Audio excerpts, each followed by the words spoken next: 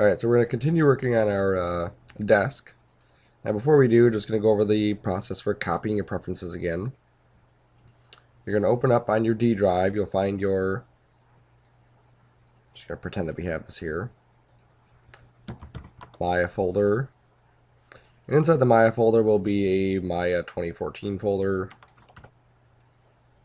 x64 or something like that. It'll say something like 2014 x64. So you want to delete the one in the Maya folder, and then you want to go to your folder. There's my preferences, and I would want to copy those into my folder. Okay, see how I still have a copy here, and I still have a copy there. Okay, good. And then we would open up Maya. Maya was previously closed, then it was open. And then our preferences should be in here. So I actually lost some of mine, so just in case we forgot some of the preferences, I'm doing Control-Shift, Edit, Delete by Type, History, Modify Center Pivot, Window Outliner, Window General Editors, Graph Editor, Hypershade. Alright, so those are the ones that we had before, plus I have this GE, which is just the graph editor for other stuff. When we open up our desk, we always go to File, and we say Set Project. We find our file, so it's going to be in our 2510 folder. In Work, Desk Sarcona, I just click on the name, hit Set. And then I go to Open. And then I click on my latest one, which is that one. I turn my layers on so I can see it.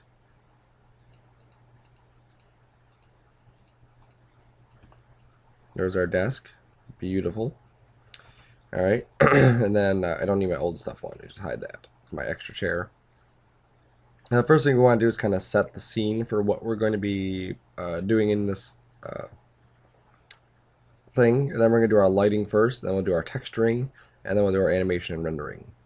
So the way we're going to set this up is instead of just having this, I'm going to click the render button, instead of just having this kind of like floating in space, I actually want to put it on something. So I'm just going to make like a little platform. So I'm going to make a cube. If you want to experiment with other things, you can experiment with other things.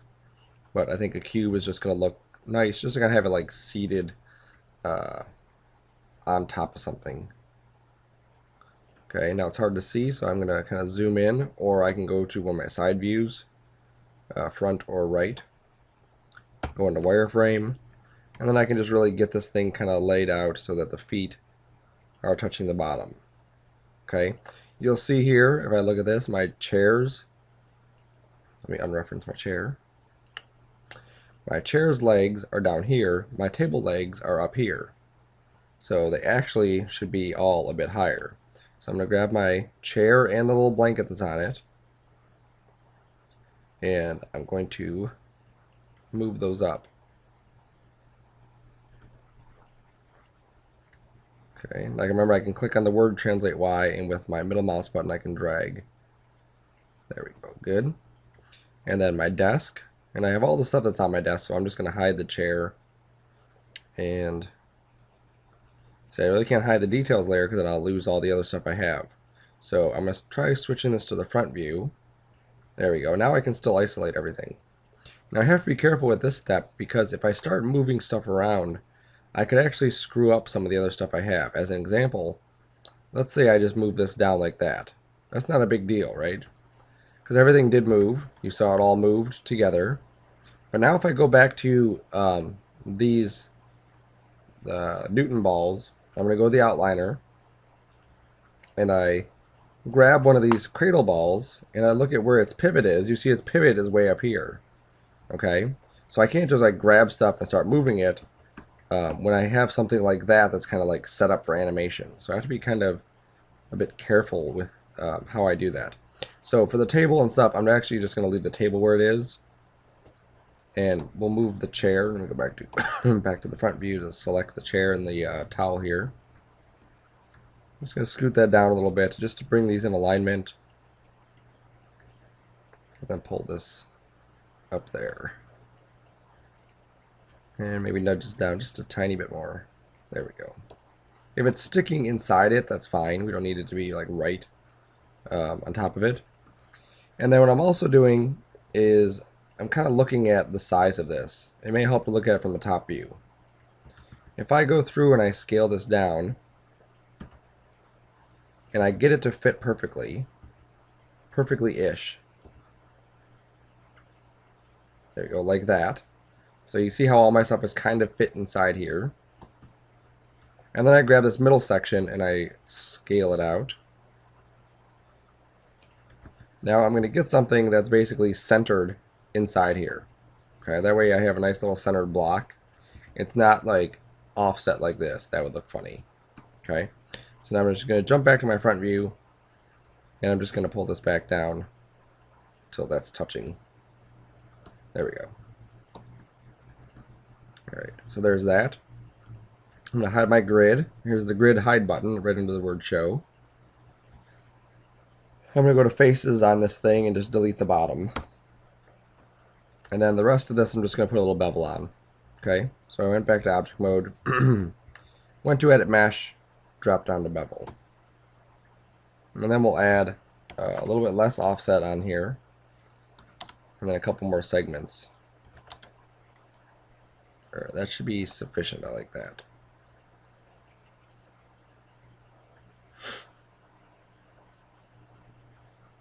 Okay, so now we actually have it on something so that, you know, it doesn't look like it's just in the middle of nowhere. Alright.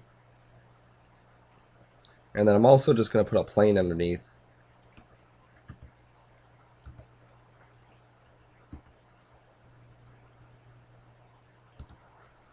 And then just make this a pretty big plane.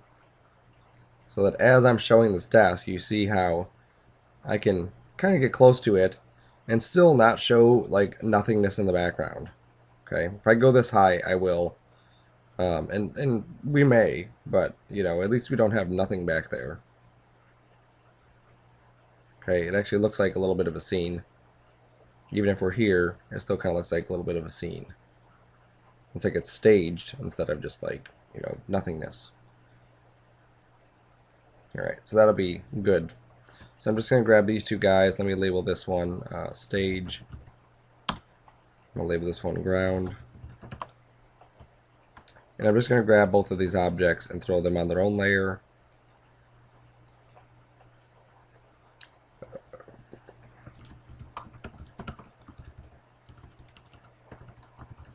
Stage ground layer. Good. Alright, so now let's do our lighting. So we don't really need any of these things to be on for our lighting. Okay.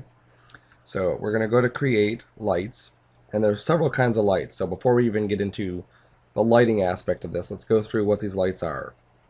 Here's an ambient light. You can see that its icon is basically like a little sun, but with an opening in the middle. Okay, and if I hit render button on this, this is the render button, you can see how we get some sort of lighting in here. Everything is kind of lit up in the scene. Doesn't matter where it's at. If I move this light behind this object, and I hit this render button, hit the other render button, it's thinking, there we go.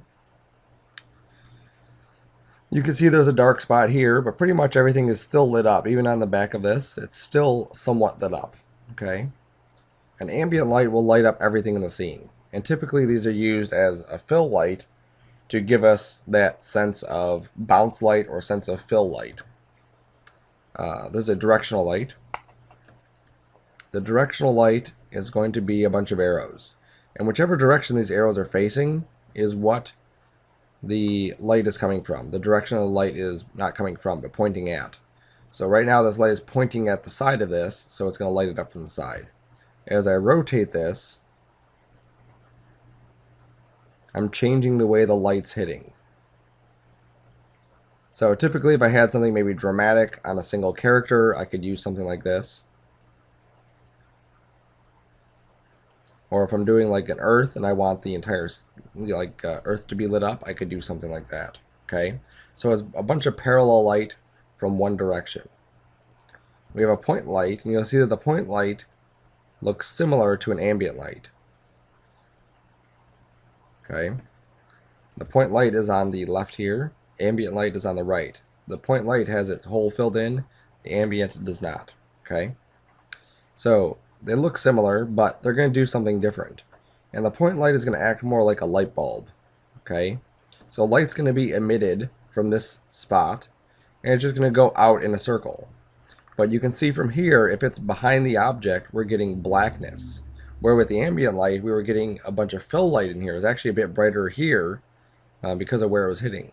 Okay, so this is black, the top of this is black, because the light's just not going to reach that part.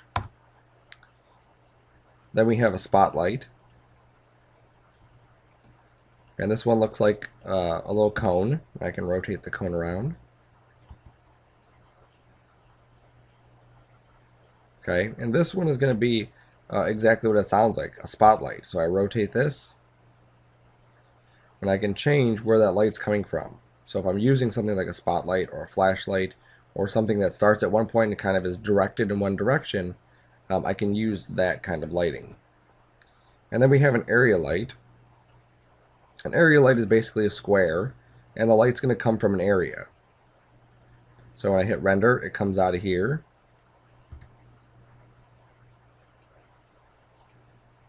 And it's only going to shoot in one direction. Whichever direction this little hair thing is at, that's where it's going to shoot. So if I push this really close in,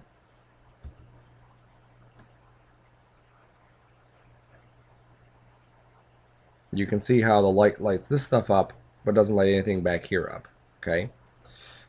Typically in a lot of scenes, if I'm trying to go with something that's very realistic looking, I'll try to stick with lots of area lights and maybe some point lights.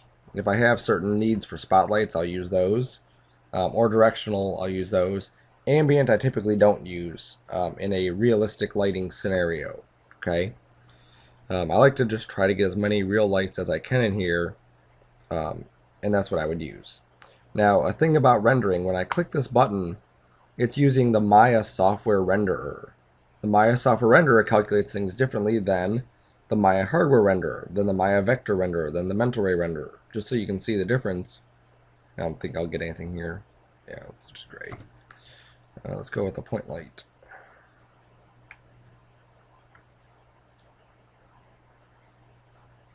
Still nothing. Alright, I don't have the settings set up for that anyway. That's probably why it's not showing up.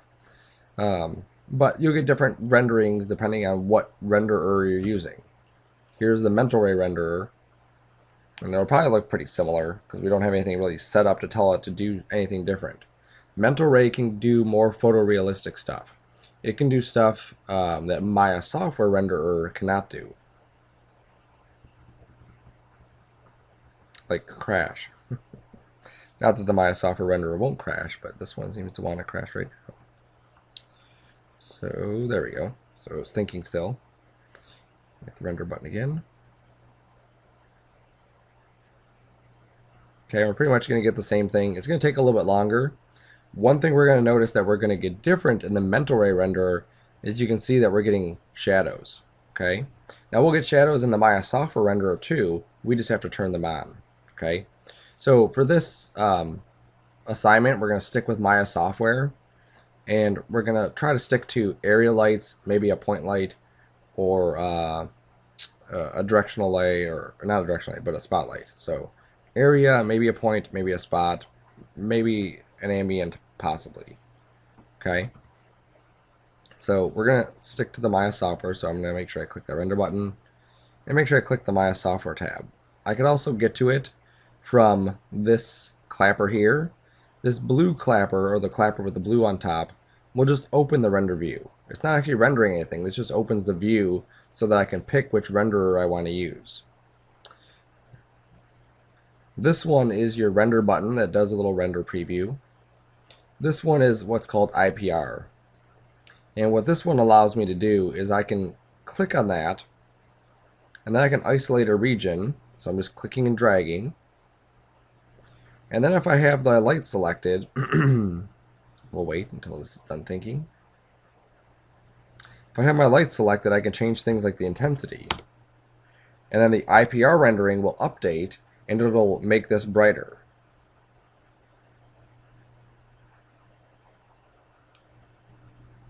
Once it's done thinking. It's actually going a lot slower than I expected it would. There it goes. Okay, so I could even change my colors here, 0.5.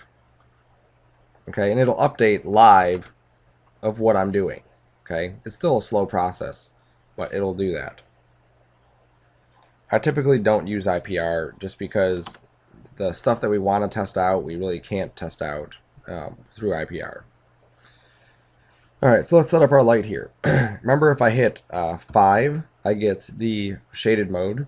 6, I'll get textures, which we don't have right now. And then 7, I'll get a preview of my lights. Okay, so this is just a preview, but it gives us an idea of where our light's hitting. So that may help you kind of eyeball where your light's coming from. I want to ensure that I don't have this thing too close to my camera. So our camera is going to be pretty close in, kind of showing like this area here. Maybe zooming in a little bit, but I think as far as how far out we're going to be is about here. Okay, so I just want to make sure my lights are further than that. I can also, I don't know if this thing is angled at it correctly. You know, this is that hitting it? I don't know if that's going to hit it. Okay, so what I can do is I hit T on the keyboard. That'll bring up this aimer. And all I have to do is move this aimer to what I want this to point at. So I want to point at my desk area. So I'll just move the aimer towards the desk area. And then I can move this wherever I need it to be. Okay, so then I'll do a little rendering. I'll click the render button. Okay, it's pretty dim, so let me just take my intensity up a little bit. Still a little bit dim. Let's go to 5. Your number is going to be different than mine. You can't go by my numbers. You just have to look at the results that I have and try to get similar results.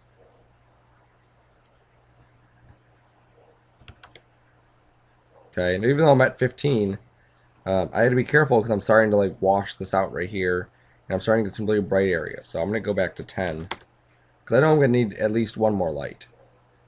That's probably good there.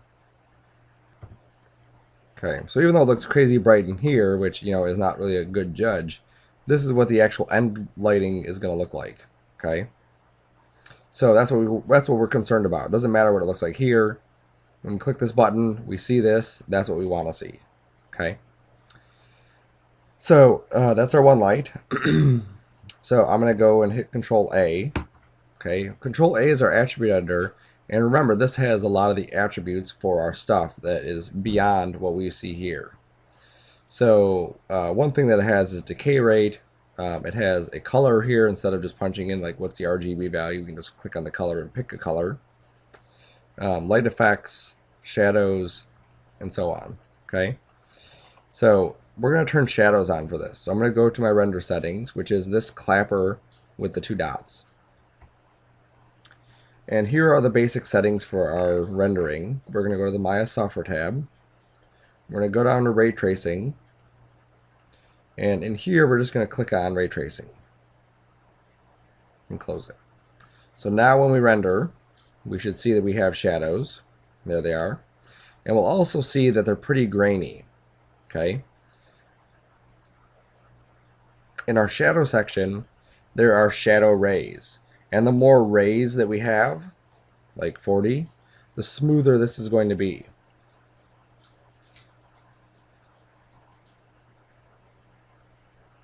So now we'll wait.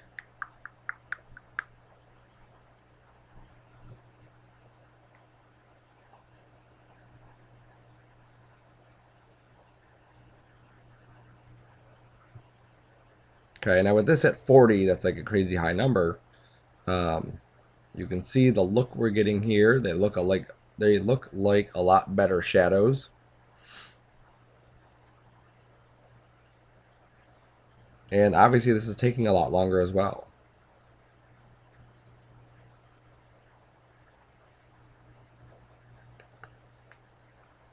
Let's see, 45 seconds. You see down here it says 45 seconds for this render. So I don't want to jack this up to 40.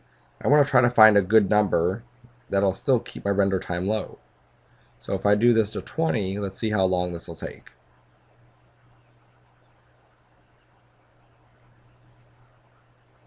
So those are still good looking shadows. You know, there's nothing really wrong with those shadows.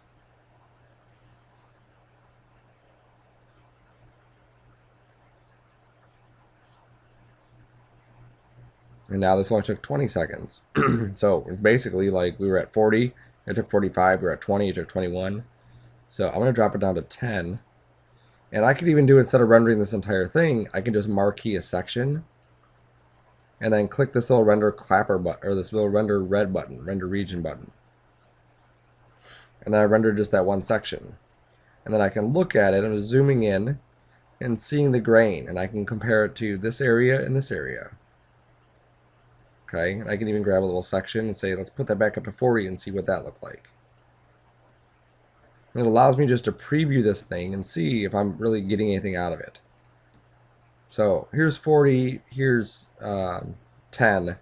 Yeah, there's a difference, but I think we can live with this at 10. Okay, your number might be 15. Your number might be something higher. Okay, just you have to kind of look at that and see, are these shadows smooth enough? And in my case, they are.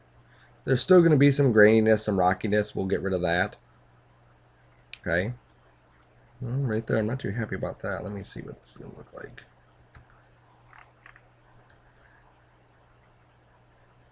I just re-render the whole thing. If you move your camera, that little render region update doesn't really work.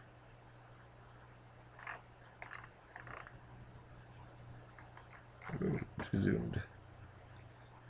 Alright, that's what those look like. We'll see once our final rendering is. So I'll keep an eye on these shadows, because I don't want those to look like garbage. It's like, they kind of look grainy from even back here.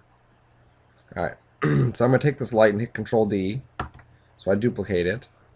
And I'm going to pull it over here. I'm also going to take myself out of the 7 mode by just hitting 6. Okay, hit T again still, just to make sure I'm in this. And my camera angle is going to be basically from above. Okay. So we're not going to be coming in low and coming in like this. So I don't need to worry about what's under here or under there or under there. So I don't need to really light it from under that direction.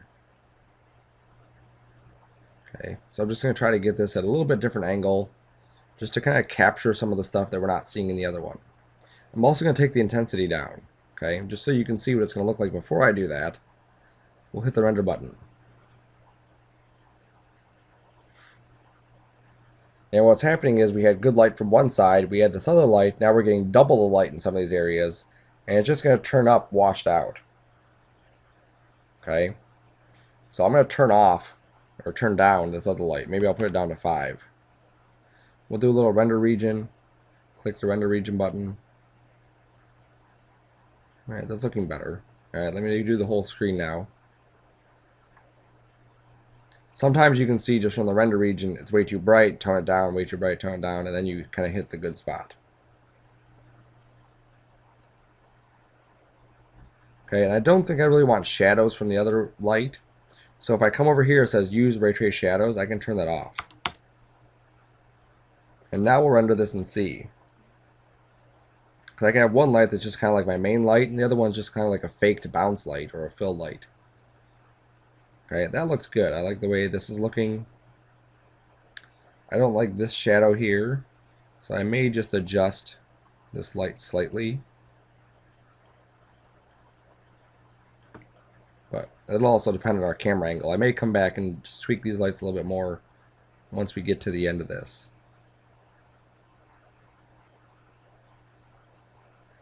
There we go. That's not too bad. Now, shadow's still bothering me. This shadow in here is kind of bothering me. So we may up the shadows a little bit more, maybe even 20 to get those good. Okay, so that's it. That's essentially our lighting. So let me just label this main light. And this will be our fill light.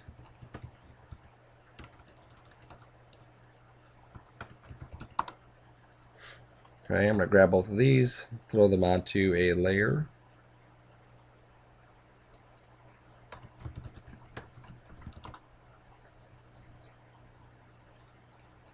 There we go.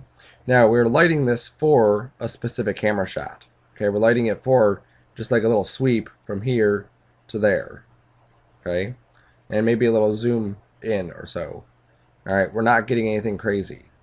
If I had a lamp on my desk, I could add a point light here. and just put that there. Okay. If I had something specific, like I'm just going to create a little light bulb just so you can see this. Let's pretend this is a light bulb.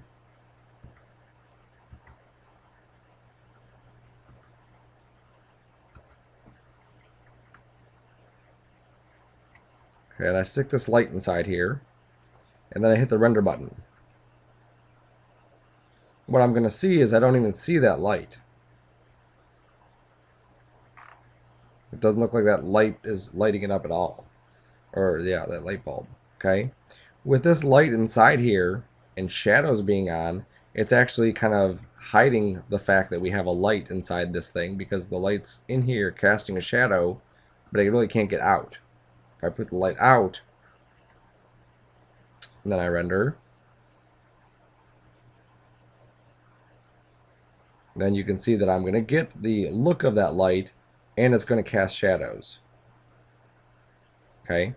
So one thing I can do to kind of fake some of this stuff, this is where Maya is really powerful, is that I can click on an object like this, and I can go to its attribute editor, so I hit Control A, make sure I'm on the Shape tab, go to Render Stats, and tell it not to cast shadows. So now when I render, it's not going to cast a shadow, so that light on the inside is actually going to look like it's lighting up the things outside of it. Okay, we're still not going to see the light, but it'll look like it's coming out of it. Okay, so you can see how there's more of our stuff happening here and wherever else. We have more direct shadows in there. All right, so we can do stuff like that. I'll leave that in there for now, just as a extra remove this later kind of thing. I like to call it the delete me layer. Anytime I have something that I want deleted, I'll throw it on a layer, the way I remember to delete the stuff that's on that layer. Okay, so that's lighting. If we were going to shoot this from behind, we'd have to add some extra lights. As you can see from back here, it looks horrible. Our lighting looks very, very terrible from back here. But like I said, we're shooting it from this angle, so we're probably going to be good with the lighting that we have there. Okay, obviously not too much from this angle. I think over here is going to be a little bit, let me hide the delete me layer. Over here might just be a little bit too dramatic, but it might have just been from that extra thing we had on there. Yeah, it's not too bad, it's just that thing. Okay, so I'm pleased with the way this lighting is looking. Okay, we can always adjust it, we can always come back and tweak things. We have to know where they are, obviously, so they're right here. We have to remember where those attributes are. We click on them, hit Control A, and we're going to adjust the shadows. Like I said, we can also add color, play with the intensity. Okay, and that's on both lights if we needed to. So I'm going to save this as, and I don't know why it's going in the Mentoray folder. Let's go back to Scenes.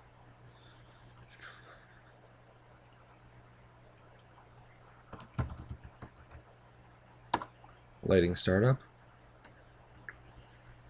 Alright, so now that we're here, we're done with the lighting, then we can start the texturing area.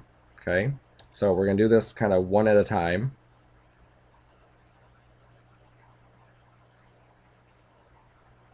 Alright, let's go to, we'll do our chair first. Okay, so unreference it, grab it, and we're going to assign a material to it. So I'm going to right click, or I can go to the hotbox and go to lighting and shading. Either one works. Okay, assign new material.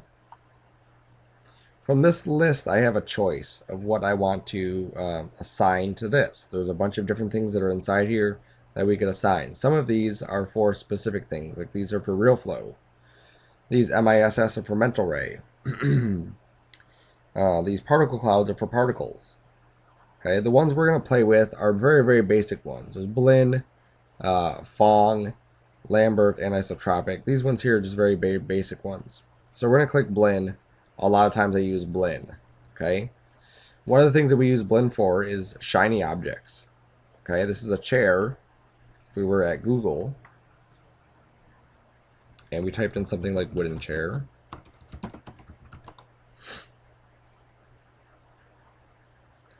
you can see from this type of chair, this white area here where the light's reflecting, that's the specularity of it. Okay, so that's why we choose blend, because blend has that specularity. I can turn it off, and now we don't have any, but I can turn it on, and I can adjust it using these sliders here. So eccentricity I can pull down, specular roll off I can pull up, and you see how I've changed the look of that. I can pull eccentricity up, pull specular roll off down, and again I've changed the look of that. Different objects are going to have different speculars. Here's a metal chair. You can see the metal chair is a lot different. There's a lot more sharper reflections on it. On the wooden chair, we have a lot more softer, diffused reflections. Even rope. If you look at some of the rope that's out there, like this one, you see all these little white areas in here, these little bright bright spotlights. Those are speculars too. Okay, so we have to play with these to get these settings to look right. Now, a piece of wood, if it's a fine piece of wood, it may have a sharper specular. But I'm going to go with something a little more duller, so something like that. Okay, we're not going to make this look like wood. We're just going to make it look like maybe it's painted or something. We'll try doing painted and see how it looks. So I'm going to come up here to the color. I'm going to pick on a color. So I'm going to go to my orange section, slide this over to orange, and then go into the brown or tan area. Something like that, so it's a brownie kind of color. You can see my specularity. Okay, I can brighten it or darken it. I can even tint on this and hit the thing and hit color. And I'm just going to pick on the previous color that I chose for the chair, and then go into something that's a little more saturated. Be a little brighter too. Okay, so here's like a dull wood, and then the specular is just a shinier color. Here's reflectivity. If we don't turn this down, it's going to be super reflective. So I'll put this to maybe 0.1. Well, a little bit of reflection on there. Okay, so now I'm going to render this. And we don't see anything. Okay, now we're not seeing anything in this view because you see that my lights are gone. When I turned it off on my layers, there they are, that it's not going to show it because they're hidden. So it's not going to show any lighting. So I have to make sure that my lights are on also. So there's my chair. Looks kind of boring. Let me darken this wood color a little bit. Okay, I think that's looking a little bit better. It's looking still a little bit flat. I think what I want to do is add a bump map to this. So I'm going to click on a bump map. Okay. That's what this little checkerboard is for. I can click a map and connect something in here. You may be tempted to just say, oh, here's wood. If you scroll down, there's wood. You don't want to do that. Okay. These things are broken into several categories. You'll see there's 2D textures, 3D textures, environment textures, and other. The 2D textures are these ones here. In order for these to work, you have to use what are called UVs. You have to basically take your 3D object and kind of flatten it out. We can get around them sometimes. There's 3D textures. These ones you don't need to have UVs laid out. Okay, so just to show you, don't click anything at this point, just wait. Let's say I clicked on fractal. Okay, and then I hit the render button. You can see how horrible this looks. Okay, without the UVs being laid out properly, this is going to look terrible. So I'm just going to right click on this and break it. Let's go back to it. With 3D, we don't need the UVs laid out. These are basically projections on their own. Okay, so I can go to something like solid fractal, which is different than the fractal I just chose, and pick something or have it interact differently. Or I can choose something like leather or granite. I'm going to try actually granite just to see what it looks like. I'll hit the render button. Okay, it looks hideous. The other one looked hideous also, but this one looks less hideous. It comes with a bump depth, so I need to lower this depth. Okay, and I always type these values in. It starts off at 1, you see where 1 is, but as I start to drag, this goes into negative values and can actually go to -5. Let's go to 0.1. And that doesn't look too terrible. say 0.05. Alright, so now we're trying to get some sort of texture on here where it looks a little bit different than just flat wood. Okay, so I can break the connection on this again. Hit the map button, go to a different 3D texture, and I can also try something like solid fractal.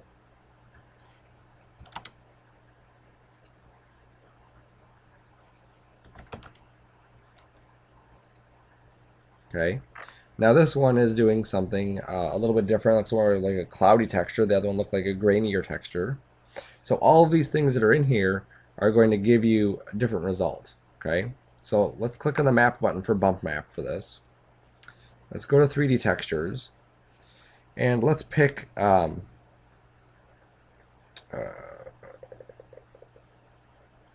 let's pick granite. I think granite will give us some nice results. Okay, my bump depth is going to have to come down, so I know 0.05 is probably going to be a good value. Okay, and it gives me just a little bit of grain, a little bit of bump to it. Maybe 0.02 would be good. Okay, now I also have a granite tab. I'm going to click on that, and I can play with the coloring of this. The bump map, which is here, likes black and white values. So if we give it color values, which is what this image is giving it, it converts it automatically to black and white just by desaturating it. So I'm just going to get rid of all these colors by taking them to black. And then I'm going to pull up my colors here into different shades of gray, like 50 of them. Alright, I'm going to take my density down. And you can see what it's doing in this thing. It's basically just getting us less of those dots. Oops, that's cell size. Okay, so we're getting less dots. I can also do a mix ratio, and I can add more or less of the other three things here. A lot of these is just kind of like play with it, see what it looks like when it renders, and then see if you like it. So we'll see if I like that. Okay, it looks like I've gotten rid of some of my holes here. I'm actually going to go back to the bump, and I'm going to make it a negative value, negative 0.05. Because it looks like these are bumping out and not bumping in. I'd rather have like little pits like that. Let me really exaggerate this so you can see it. There we go. So now these look like there's like little pits inside here instead of like bumps on top of it. Okay, so I'm going to go back to 0.05. Negative 0.05. There we go. Okay, so I'm happy with the way that looks. Close that. So now my chair is done. Now if I go back in the attribute editor, here is my chair transform node, my chair shape transform node, my chair layer node, and here's my blend 1. I want to name this chair blend. That way I know what it's called. Okay, I know that if I go in here and I want to assign that material to something else, I know exactly what it's called. So I'm going to re-reference the chair. Let's go to the desk. We'll do the desk next. Let's unreference that. Oops. Right click, assign new material. Again, we'll choose blend. Let's just name this one right away. Desk blend. And then let's pick a color, just something that's going to match the chair. So we have this dark brown. And let's give this a little bit sharper specular. I'm going to pick that same orangey highlight color. Maybe a little bit more reflection on the desk. And let's go to its bump map. We'll click there. And we'll do another 3D, because the 2D is not going to work unless we play with it. And just so you can see what wood's going to do, I'll show you what wood's going to do. You don't have to click wood.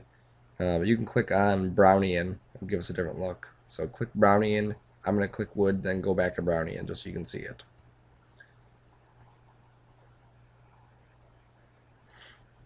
So that's what wood's going to do. And if you look at it, it, you know, kind of looks really funky. Even if I took this bump depth down,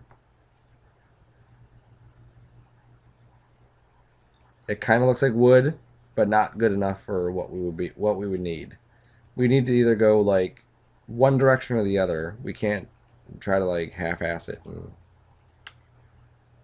you know, throw this fake wood on there. So we're going to go to 3D textures, Brownian.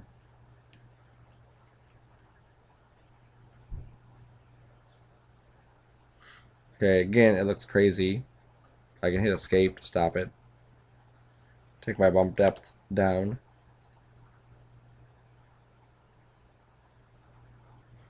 Okay, and you can see that it looks like it's maybe too big. Like these patterns here that seem like they're kind of like big space. So I can go to my Brownian and I can play with some of these settings just to get different results. This one, if I look at the icon, it looks like it's making it bigger.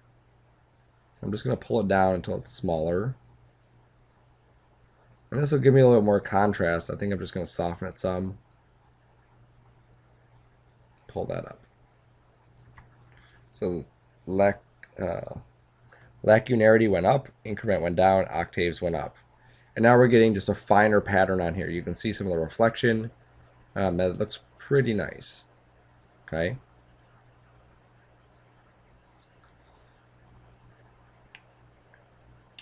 Okay. You'll also notice that as we're creating these, we're getting these things.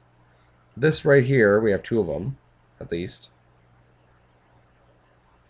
Okay, these are all how these textures are being placed on our objects. There we go, so we have 5. This one is Brownian, that's the one we just created for the desk blend. This one is granite, and it's not assigned to anything, so we can delete it. This one is solid fractal, not assigned to anything. This one is granite, assigned to chair blend, so we keep it. This one's wood, not assigned, so we can delete it. So these are the 2 that we need. This one is for the chair, so I can kind of keep it by the chair. And I'm actually going to rotate it just so it's on a bit of an angle, like that. This one's for the table. I'm going to do the same thing, just some kind of funky angle.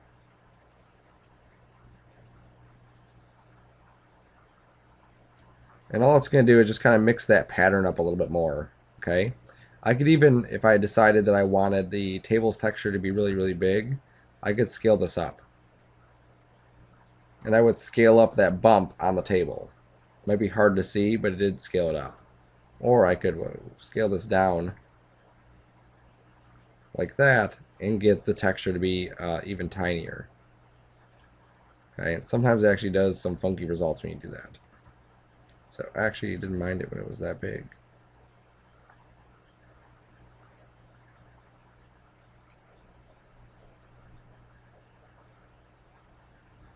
All right, so now we're getting this like really weird wavy pattern on here.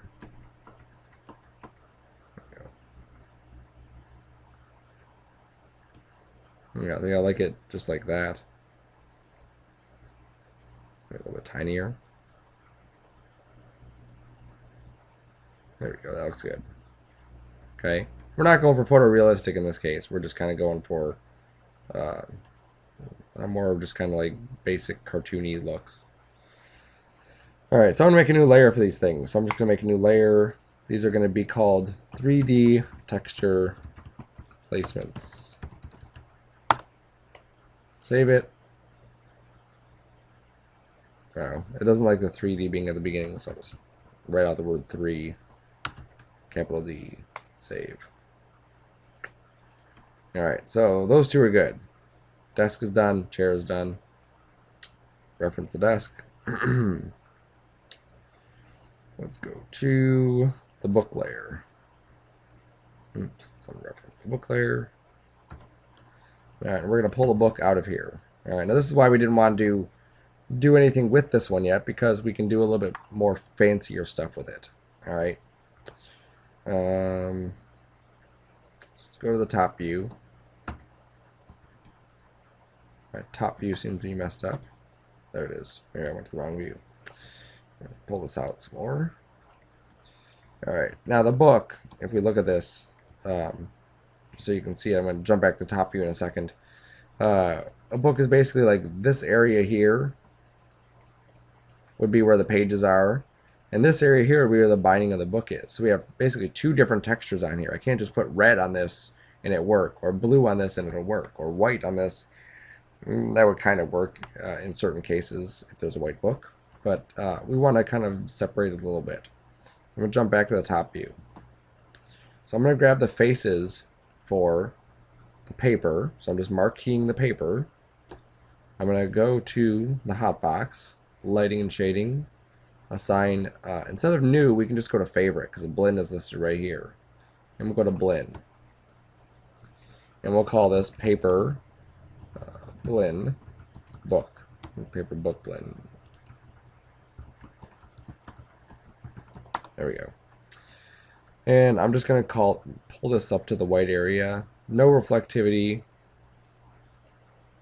And then just kind of not soften.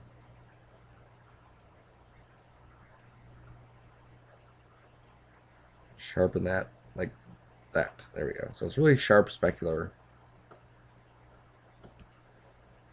Okay. So that's our paper book blend. We could go to the bump mapping. And we could try to add a 3D texture in here like, let's say granite. Take this bump down. Okay, it looks funky, yes. But if I go in here and I find this place 3D texture, move it over towards the book, I can actually just hold down V and move this onto the book. There we go.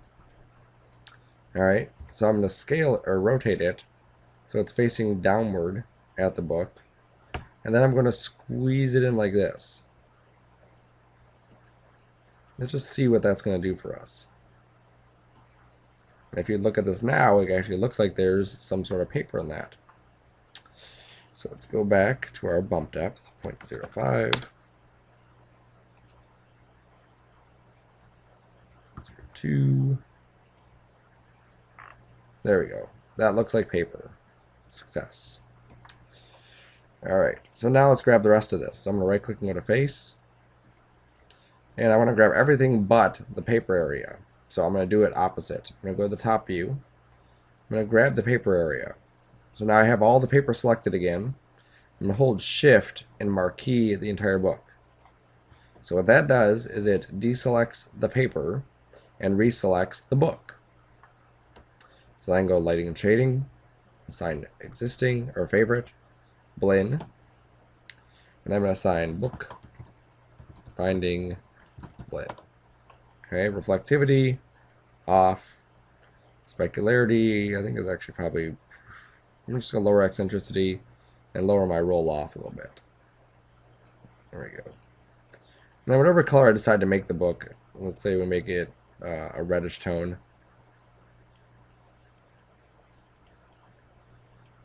Like that, okay.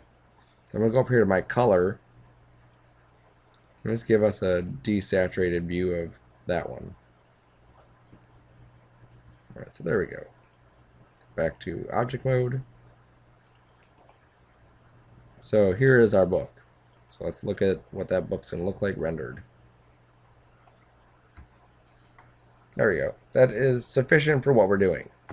In later assignments, we'll go through how do we, put a picture on the book. Yeah, I don't really want to get into it right now. I'm very tempted to, but we have other stuff we have to cover. So we're going to take this book and we're going to duplicate it and go crazy with it. But before we do, I'm just going to show you that if I took the book and I rotated it like this, and then we render our stuff, you see that our paper is still pretty much working. If I rotate it like this, or I rotate it like that, let's see if we still get the same results. And you see now it looks like our paper is going like on this weird angle. Okay? The way that this guy works is basically like it's taking that picture and shooting it through a projector downward. Okay? So it basically has a direction. Let me re-rotate this back. So what I need to do is I need to lock in where this texture is being placed before I start moving it. Okay? So I'm just going to click on the book and I'm going to go to texturing, create texture reference. Okay? So now, if I grab my book and rotate it some funky direction and then I render it, you'll see that our pages are still going in the correct direction. We're still going long-wise, which is what we want. Okay? So we just have to keep in mind that that's there. Now it's hard to see. Let me change my background color. There you go. But I have this little like invisible book here. So let me go to the outliner, and you'll see that I now have a book reference. So I can just drop those on a new layer called texture reference.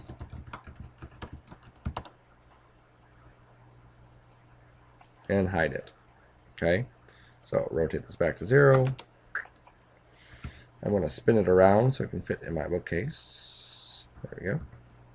And then we'll just hold down V. Snap it in the old bookshelf.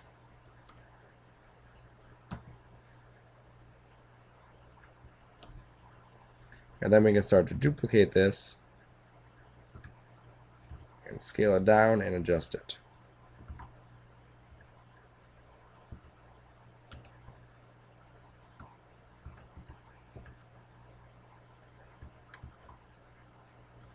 Alright, I'm not going to bore you with the details of me going through and duplicating this thing. So I'm just going to duplicate this a couple more times, and I'll let you go crazy with it. One thing we want to do, though, is we want to duplicate it, not just do like, you know, I'll show you the boring method. Let's grab this book and duplicate it up to the second shelf. This is boring. This is totally CG. Oops.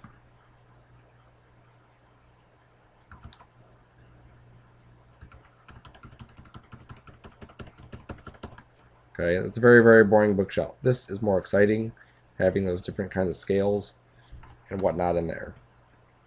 Okay, also having stuff like this, where you maybe have a book laying down.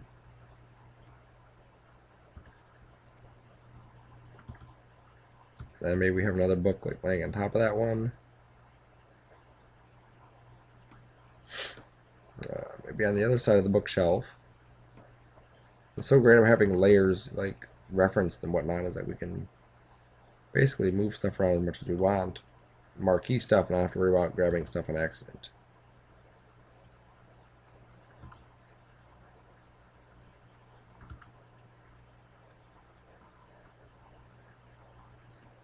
I'm just going to borrow this book. It's already laying down. Just have it laying on top of those books there. Maybe even angled a little bit.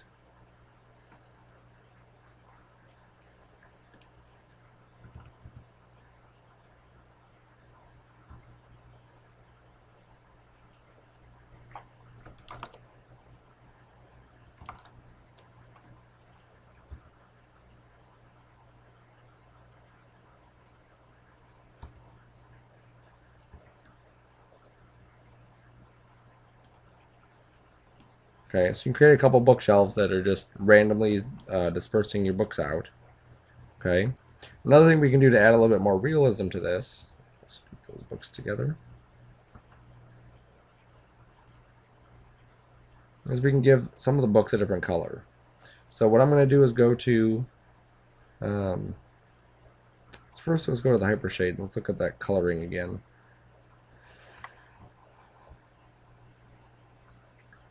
The coloring looks fine. I think I just want to add a little bit more realism to it. So I'm going to go to the attribute editor for this and go to the book binding. And instead of it being just plain old whatever it is here, I'm going to add a bump. I like to add bumps to lots of things because it just adds a little bit more depth to it. And the one we're going to add to this is going to be leather, wherever leather is. It's a 3D texture. There it is, leather. And it's going to be huge. Again, we'll fix it. Yep, see huge. Hit escape. 0.05. That's just going to shrink how deep this bump is. Then I'm going to go to the leather tab and lower my cell size. And continue lowering my cell size.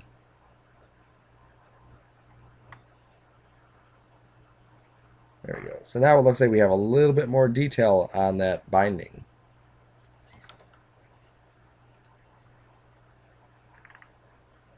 That's perfect. I love that. All right. Now again, it uses black and white, so I like to make sure I use just black and white. Okay, and because I'm using pure black and white, this bump depth is a little bit high, so I can lower that.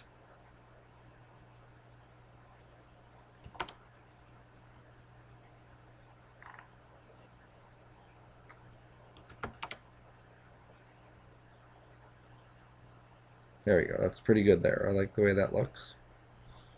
Okay, let's close that. Alright, so now I can go to Window, Rendering Editors, Hypershade, or that H shade button we have in the shelf, and click on that. And then here's a listing of all the materials that we're using. Okay, there's Bookbind, Chair Blend, Desk Blend, Lambert 1, Paperbook, Particle Cloud, and Shader Glow. Shader Glow, Lambert 1, and Particle Cloud we never touch. Okay, Shader Glow we occasionally touch, not too often. Sometimes we will. But Lambert 1 and Particle, never ever touch those. Okay, so if you notice something funky is happening every time you create an object, usually you've done something to Lambert 1. Like if I go into Lambert 1 and I color it red, this is the default material that all your stuff gets. So if I go and create a new sphere, my new sphere is going to come in red, not the default gray. Okay, so we have to make sure that we don't do that. I have to learn to talk also. So here's our book binding. So I'm going to click on this, and we're going to click this double arrow up here.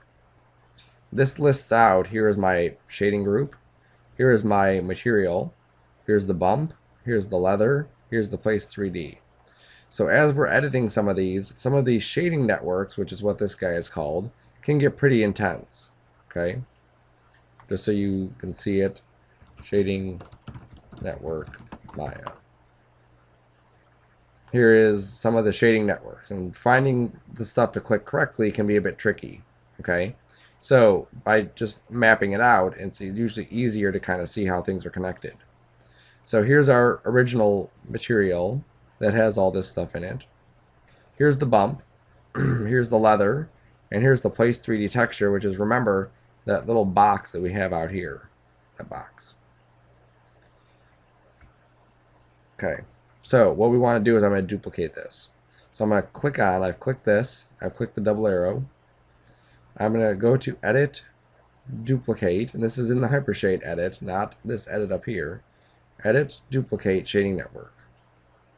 And now you see that I have two book bindings.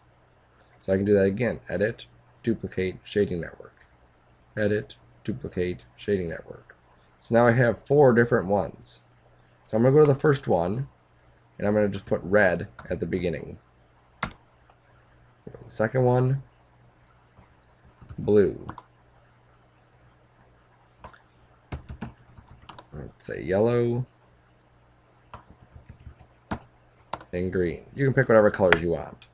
So then I'm just going to go into the colors and just try to slide this thing over to the green area and find a green I like. Go down here, slide this over to the green area to find a green I like. Here's yellow. Grab this, slide this top bar over to the yellow. Grab this, slide this top bar over to the yellow. Go to the blue. Slide this bar over to the blue. Slide this bar over to the blue. There we go.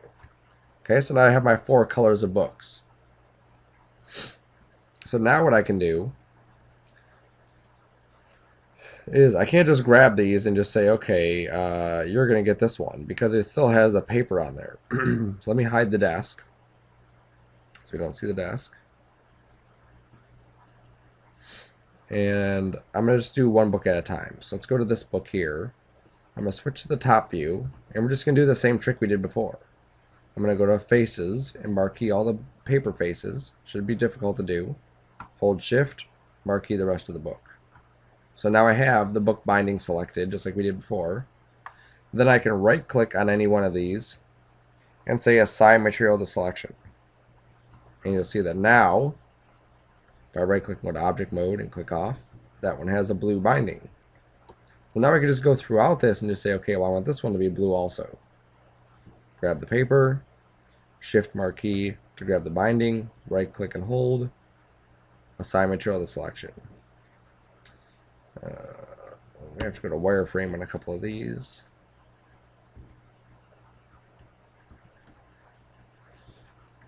Let's do that book there. So we go to face, grab faces, right click, assign. Oops, not assign. Shift marquee it, then right click assign. There we go. Okay, let's do another one. Let's grab this. Shift marquee. Let's go to green. Let's do these two books. I can do two at a time too. If I go to face.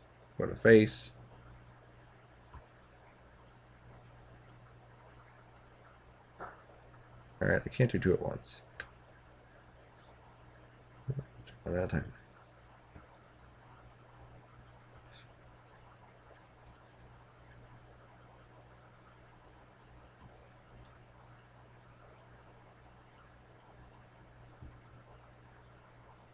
It may help for me to keep it on 5 so I can see what I'm doing.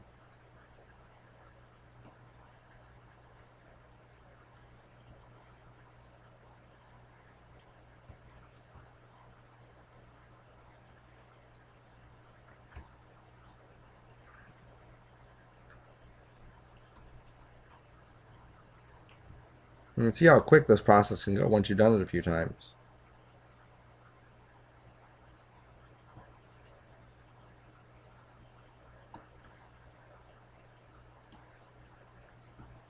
Okay, and then if I have one of these other books, I can just go into a different view, like the side view or the front view. Or if I really needed to, I can just rotate this back to here.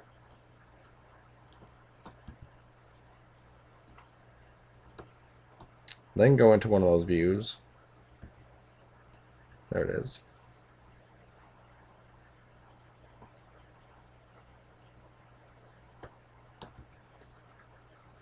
And then just rotate that back. I think it goes in the Y direction, 195. Yep, about there. Okay, so now I have a nice little collection of books. Put the desk back on.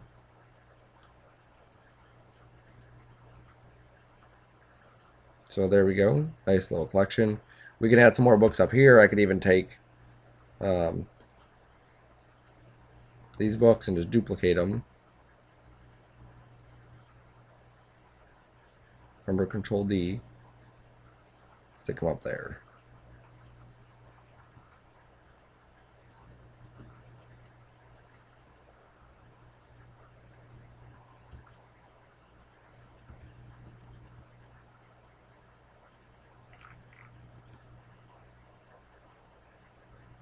And again, we'll just do a little render snapshot from back here just to make sure everything's still looking good. Yep, I'm liking the way everything's looking. We may have a little bit too much specularity on here on the desk, but we'll just make a mental note and adjust that later.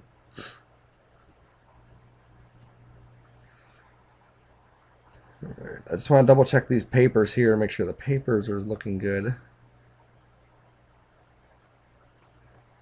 Yeah, paper still looks good. It still looks like it's in there. All right, cool. Cool. Let's reference the book layer. Let's go to the details. Here's a cloth. Let me unreference that. Assign a blend. Let's pick a color. I'm just grabbing from a color I already have up here. No sense in just adding extra colors for no reason. I'm also going to maybe smooth this out. No, I think it's probably good. Look at that. We'll see. Alright, so let me go back to this. Blend 5. Let's name this cloth, blanket, blend. Alright, so no reflection or little reflection. You know, sometimes string has a little bit of a reflective property. Something like that for the specularity. And then again, this isn't going to look spectacular right off the bat. It actually looks pretty horrible. So let's go to our bump map and click the bump map here. And for this one, if we go to 2D textures, there is a cloth texture. Okay, and if I hit the render button on here, we can see what this one's going to look like. Now the reason we can use a 2D texture cloth on this one is because of how it was created. This we created from a cube. This we created from a cube. This one we created from a plane. And a plane's UVs are laid out differently than a cube's UVs. Okay. So I'm going to go to the cloth settings in here. And I'm going to go to the place 2D texture. And it says repeat 4 and repeat 4. So 1, 2, 3, 4, and 1, 2, 3, 4-ish around that side. So I'm going to take this up to like 100 and 100. That's probably not going to be enough. And now you can see we're getting something that's looking a little bit closer to actual cloth. Okay. Let's go back. I'm going to hit this back button here. This back button will take us to the tab before it. This back button will take us to the tab before it. We'll take that bump depth down to 0.1.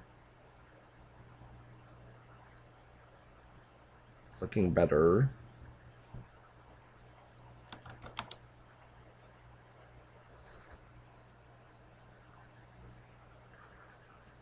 .05, that's looking better.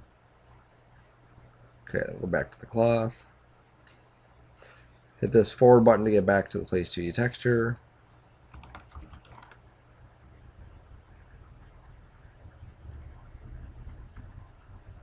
Alright, that's good. 150 and 150 turns out that's a good value. Okay, for me, yours might be different. Alright, so that's good there.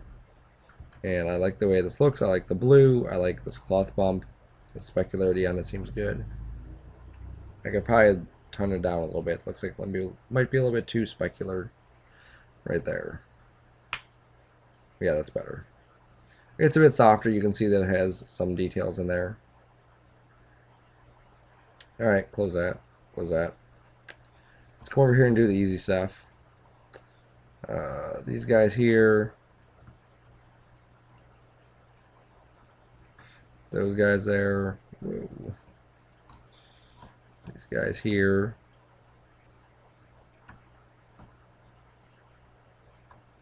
Hotbox, lighting, shading, assign favorite, blend.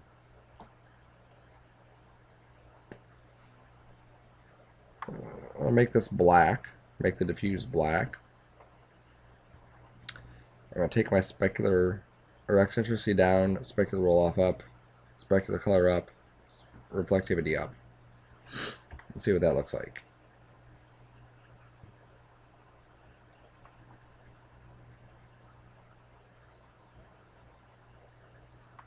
It's going to be a bit hard to see what it's looking like.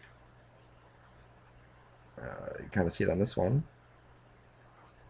But these are basically chrome spheres is what we created. Okay, so that's just chrome. That's what we did.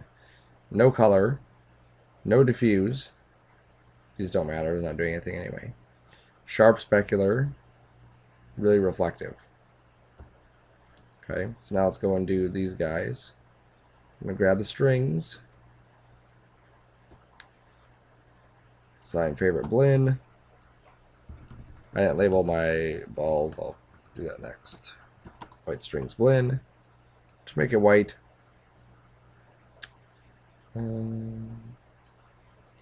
Eccentricity up. Roll off down. And no reflectivity. I just want to have like a softer one. I don't think I need any terrible reflections on here. Terrible specularity. This guy down here, let's go and do a blend on him. Newton base blend. Let's give this a color. I like the yellow of the books back here. There. Let's go with the brighter one. And let's go with something a little bit sharper. We'll take our reflectivity down to 0.05. Some of these you just want like a hint of reflection and not really anything too crazy. Like this has a hint of a reflection. I think I want to add a bump map to this also. So let's go click on the bump map, go to 3D textures. Granite is good. Granite's just like a dotty texture. That's what I'm doing here. Bump depth at 0.1.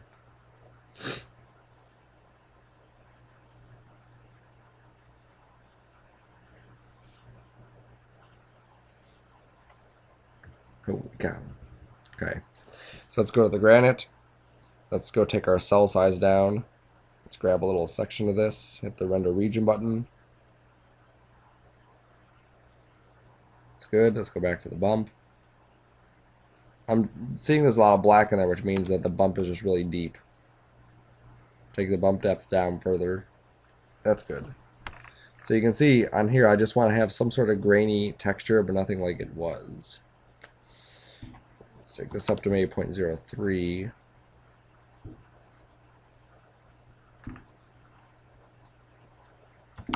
0.02. A lot of this is just experimenting, playing around with it, getting it to do what you want it to do.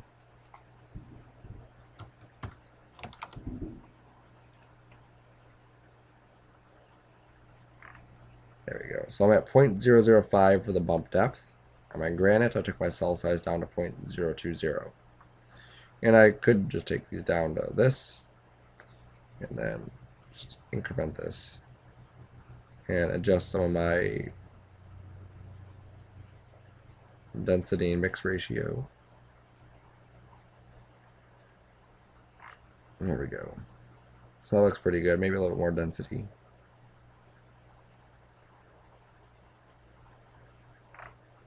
That's good. It's good. I'll go back to the ball, hit Control A, and label this Chrome Newton Ball Blend. Cool. Alright, that's good. Let's go to our mug. Assign a blend.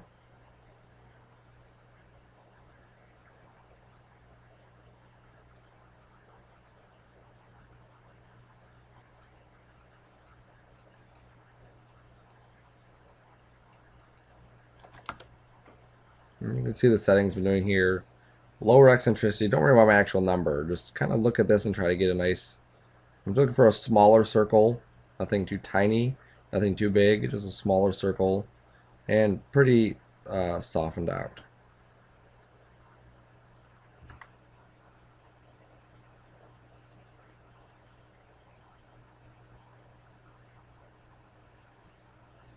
Because this is ceramic, I don't think I'm going to put a texture on this or a bump. Yeah, I'm going to hit escape. I'm satisfied with the way that looks. Coffee mug blend.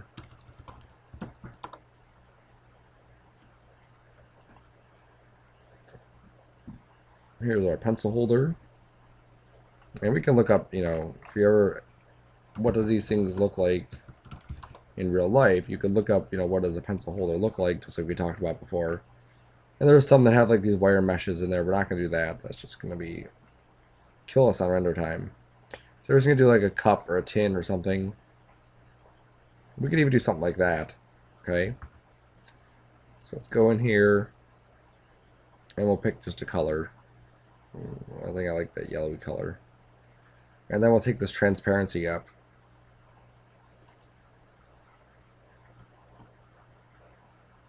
Let's take reflectivity down to 0.1. Let's give us this. It's plastic. If it was glass, we'd have a sharper specular, but it's plastic. So we're just going to keep this up a little bit.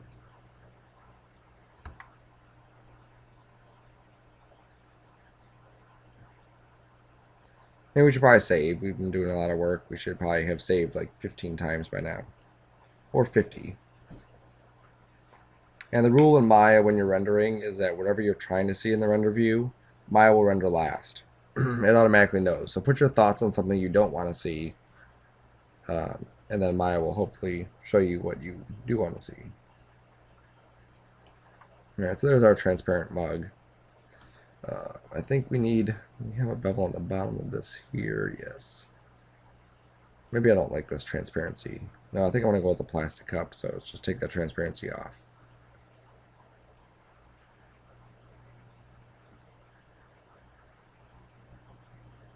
Okay, now if I want to do a render region, but I've moved my camera around, I don't know exactly where this is at, and if I did a marquee, I don't know if it's going to be in the right spot.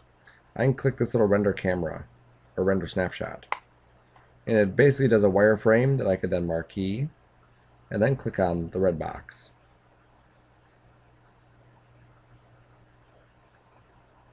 There we go. This black line is just a shadow from our pencil.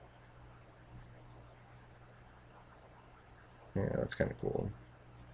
I'm going to change this, instead of the type being blend, I'm going to change it to an anisotropic. Okay, and I'm also going to click this green button here. This is a keep image. Basically, it just saves your previous image so you can look at it. I'm going to render it again. I think I have a better idea for what I want this one to be. There we go, something like that. I think that's kind of cool, how we have these big, long strips in here. Take our color up some. It's a little dull.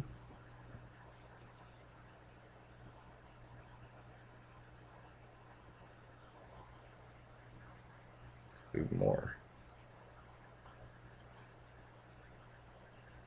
There you go. I think that looks good like that. I like these. Anisotropic just gives you a different shape specular instead of that like white line or white dot. You get these like white streaks. Yep, that's good.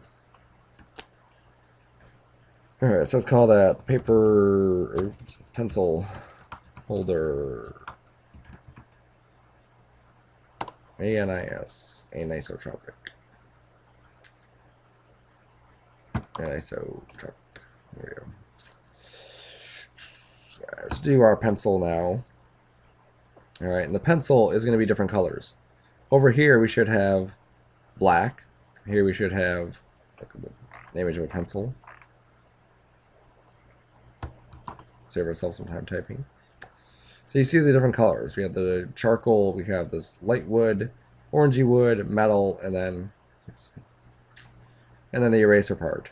Okay, so instead of creating a different material for each one of these types of parts here, we're going to use a different method. So I'm going to go to Assign Favorite Material Blend, and we're going to try to unhouse it in all one blend. Okay, so I'm going to go to the color, and I'm going to go to the map, and I'm going to click on a ramp. A ramp is a 2D texture. I go to 2D textures, there's ramp. Okay, and I'm not going to see anything. Even though this is the color, nothing shows up until I hit 6.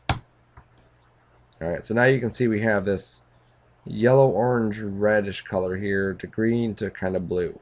Okay, I want this ramp to fit on here better.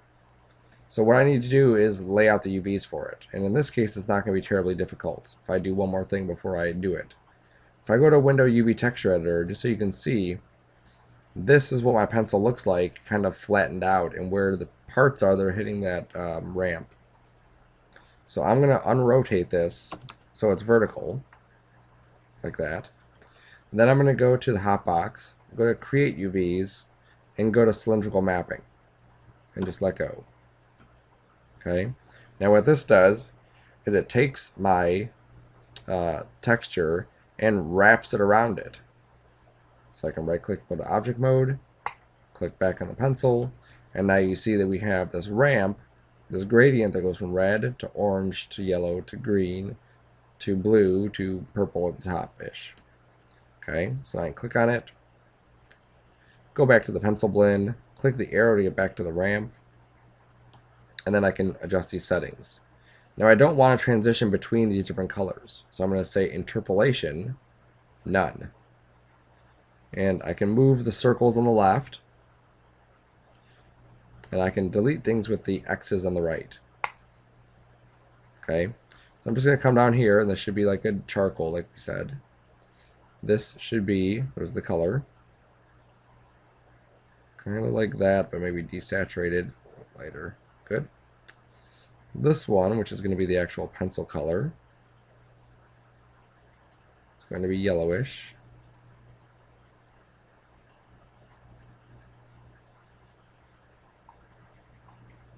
Okay, let's go up here. Whoa.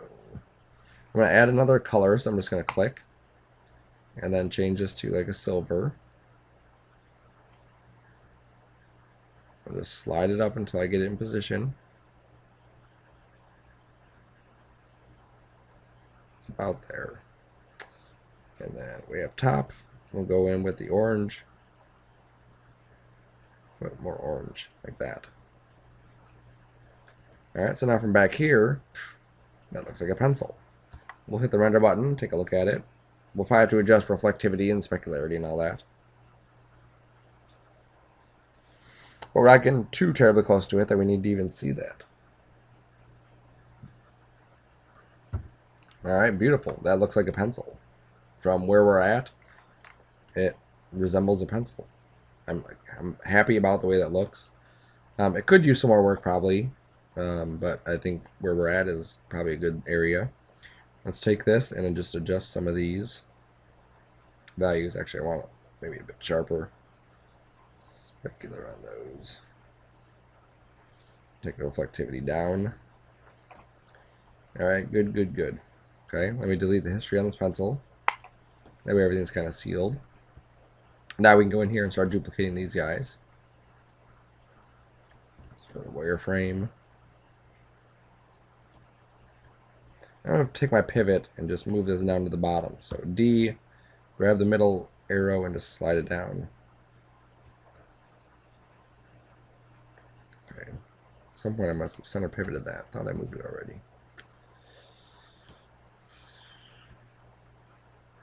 Okay, so I'm just rotating it against the cup there, duplicate.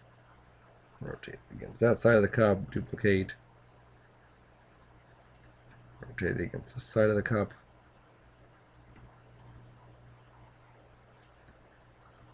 Duplicate.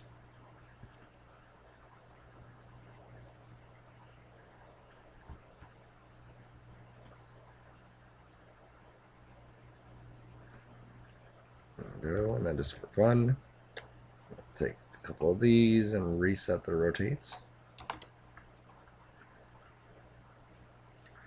Now rotate one all the way around, so this is going to be 180. And rotate Z.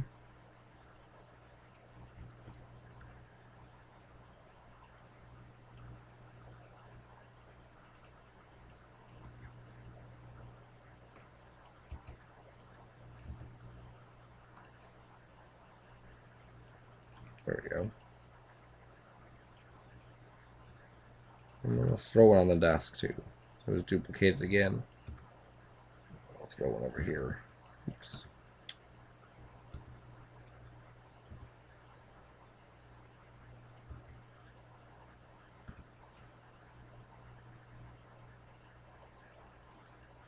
All right. So now let's save our scene again.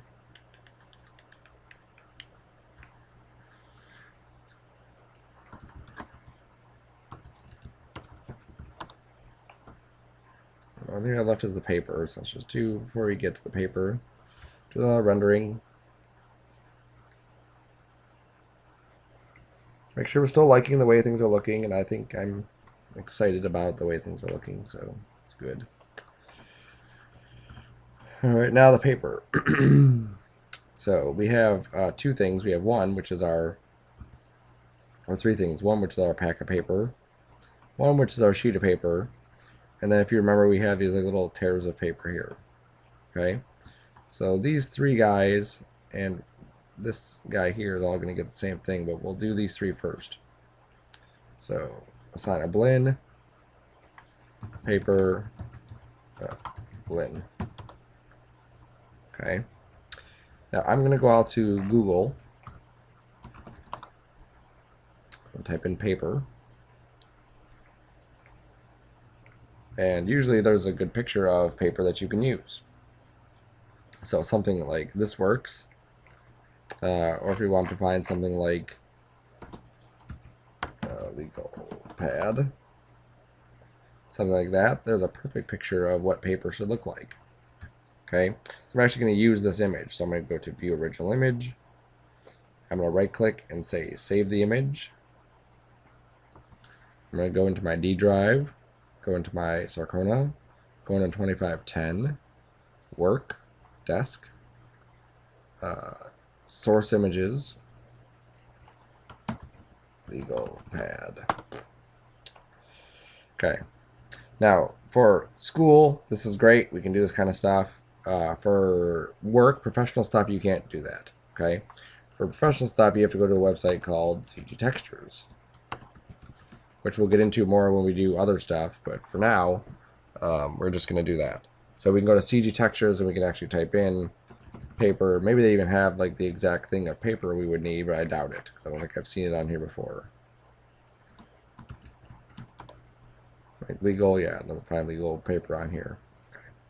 So what we're going to do is we're going to click the map button now in Maya, and we're going to click File, and we're going to click the folder, and we're going to go to Legal Pad, and we're going to hit 6 because it's a texture, and you'll see that that legal pad kind of comes in kind of wonky. All right, it doesn't come in perfectly straight. So what I'm going to do is I'm going to grab this. I don't know why it's displaying like that, but whatever. I'll just move it up a tiny bit so I can see it. If I go to Window, UV Texture Editor, and I'm going to go to Image, Dim Image. There it is. This right here, this white thing, if I hit 1, that's my paper. Okay? So if you look at this area here, looking at this, you can see where, okay, this amount of divisions is basically this stuff that's in the corner right here.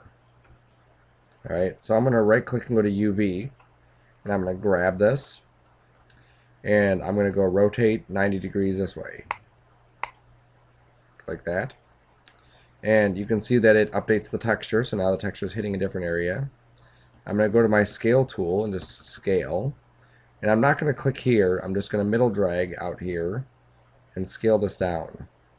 And then just kind of move it into position.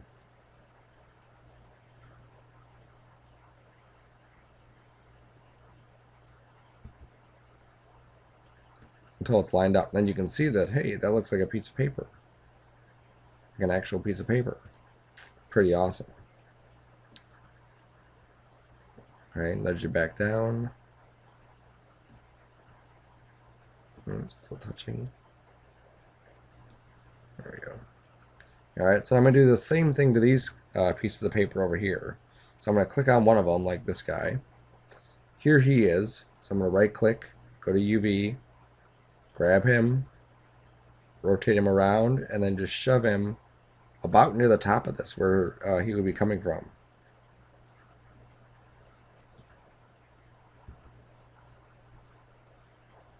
There he goes. Then I'll grab the other guy, marquee him, right, click the rotator, move him up to the top,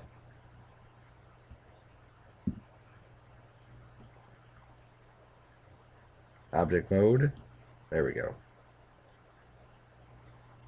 Oops, I think this guy, yeah, that guy got a little backwards. Let's go to UV Texture Editor again.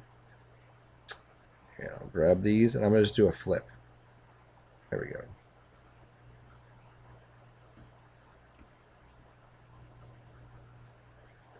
Okay, so now these guys are good. So now I'm going to grab this one and just click on this green rectangle. That isolates it so I can select it better. So with this, I'm going to assign that same material. So I'm going to go to Assign Existing Material, and I'm going to say Paper Blend. Okay, now this one, if I go to the UV Texture Editor, you can see it doesn't look anything like this at all. It looks totally bonky, bizarre, weird. Okay? This one was a cube when we created it. That's why it comes in like that. So we're going to go to Create UVs again. And we're going to go to Planar Mapping, option box. And we're going to make sure it says Bounding Box, Y Direction, Project. Okay? It comes in off. That's fine. We can fix it. I'm going to right click and go to UV. Grab the UVs for it. Just marquee everything. And then I'm just going to rotate it until we get it about close. You can see it's about close. Then I can just grab these and just move these into position. And all this is doing is just laying out where the texture is. And you can see what's happening over here. As I grab these pieces and I throw them into these areas, spin around, it's putting that texture right there. So you can see that this corner and this area here are kind of like connected. So if I were to grab this corner and move it up here, now this area is where this texture is going to be. It can be confusing at first. You'll get used to it. Beautiful. So now we close that. Object mode. Hey, a pad of paper. Click this green box again to unisolate. So now we have our pencil, we have our paper, we have our pad of paper. Let's save again. Let's render. It's looking beautiful. Okay, and then we have our globe. We have globe, and then our staging ground is the last couple things we have to do. Re-reference my details. Come on.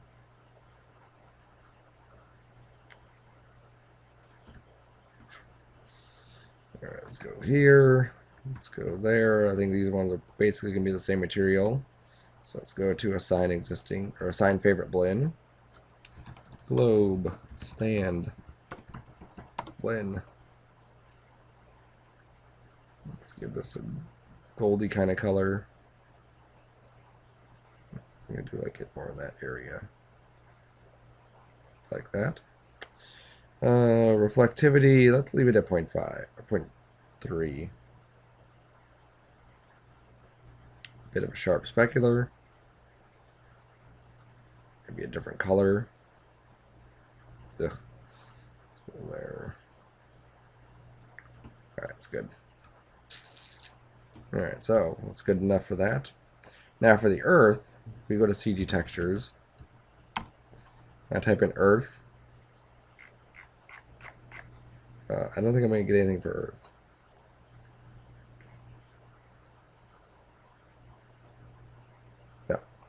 No. So again, I'll refer back to Google. Earth texture. And if I go to images, you can see I get a bunch of different images of the Earth's texture. So, you can see that they're all over the place. There's actually just lots and lots of pictures here that you can use for the Earth. So I could use something like this as if I wanted like a basic map, or I can use something like this. But ideally, it's basically a layout of what the Earth would look like if we unfolded the Earth. You could even, here's like a Mars texture. See, so Mars would look like if you unfolded it. So let's go back to Earth texture. And I want to grab a big one. Okay, this one is, if we look at the bottom, 8,000 pixels by 4,000 pixels. That's probably a good size. It's actually too big, probably. So I'm going to grab this one that's 1024 by 512. Okay, and I'm going to go to View Original Image. I just want to look at it and make sure it doesn't look crazy. It doesn't look crazy, so I'm just going to File, Save As. Okay, it's going into my source images. Earth. Save. Okay, and I can also do Earth bump texture. And sometimes you'll get an image of what a bump map would look like for the Earth. So we'll ignore the bump map, but you know, there's lots of things out there you could use. Alright, so let's go back to here. Let's go to favorite blend, Earth, blend, click the folder, click file because we're bringing in a file, click the folder, click Earth, and there's the Earth. Feel free to spin it around until you get your favorite part of the Earth showing. That. Gorgeous. Oops, we also have this little rod in here, which I think I'm just going to assign existing, globe, stand. There we go.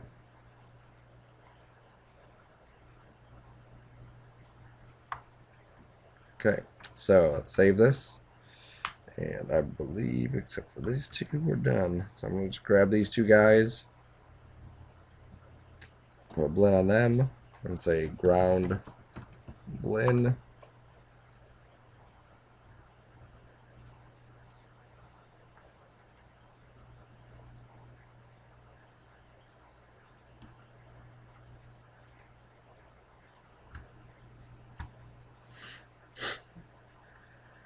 Oops. And see, I left the reflectivity on, and now we get this like crazy reflective look to it. I don't mind it too much, but I think you could probably lower it a little bit.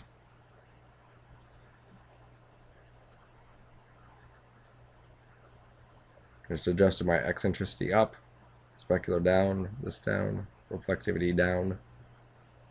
Let's do a save so we can compare. We'll see which one we like better. Remember, we're going to be closer, so we're not really going to see a lot of this stuff out here. Yeah, definitely like that one better.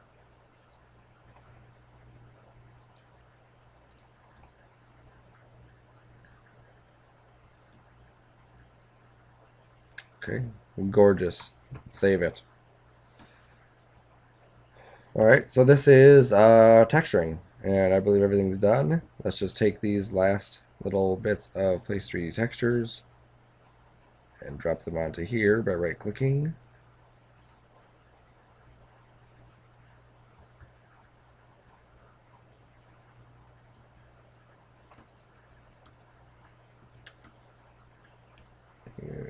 Old stuff we don't need. That's cool. It's cool. Let me just take one more rendering.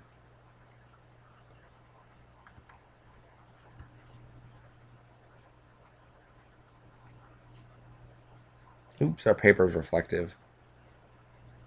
Some of these things you just have to render these things 15,000 times before you figure out every little thing you forget. Details. Click. Yep. I'll take the reflectivity off that. Just soften that specular.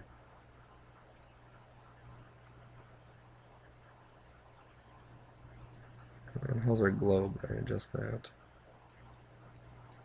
It didn't adjust that. Sometimes you just forget about adjusting these things. You're too focused on adjusting one thing or getting one thing, other thing to look right. You do something like that. The important thing is kind of overview, looking at all the individual pieces, making sure that everything looks pleasant. Let's adjust the reflectivity on our desk to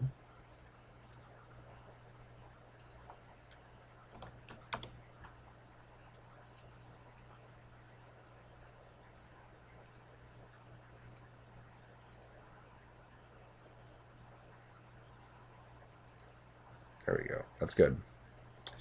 That's good. Okay. And then I'm going to take my light and I'm going to fix those shadows that I didn't really care for. Okay, I'm just going to up this to 20 rays and just leave it at that. Then save. So there you go. So our lighting is done. Our texturing is done. The next two stages are animation and then rendering stuff out. So we'll skip it, or we'll skip over to that one next.